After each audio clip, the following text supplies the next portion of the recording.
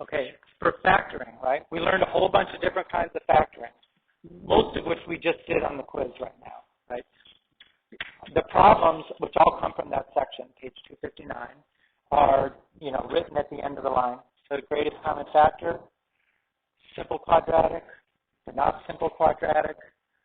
Remember the perfect square trinomial. A perfect square trinomial can be something like 81 x squared, say 9 times 19 plus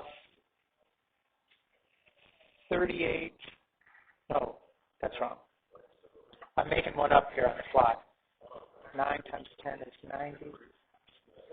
180 x plus 100. A perfect square trinomial, quiet please. A perfect square trinomial is something that can be factored, and when it is factored, it'll be, one factor squared.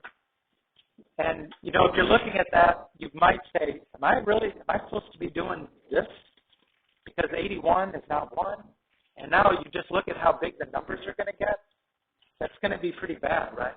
So what you should recognize right away is that both this and this are perfect squares. And that means that most likely what we're talking about, it's either one of these two situations, right? It's either 9x plus 10 times 9x plus 10, or maybe it's 9x minus 10 times 9x minus 10.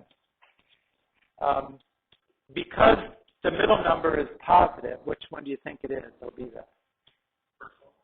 probably the first one, right? It has to be, so that when we add these terms up in the middle, we get a positive number. Okay, then you can just check. This should be 2 times 9 times 10. I mean, just watch this. 9x times 10 is 90x. 9x times 10 is 90x. 90x plus 90x, 180x. So that's correct. So this thing should have been 9x plus 10 squared. Again, you could find yourself doing the not simple quadratic, and you'll still get it right if you can think of the factors. But if you recognize these numbers as perfect squares, it's a lot easier than that. Okay, the difference of squares, that was in our quiz.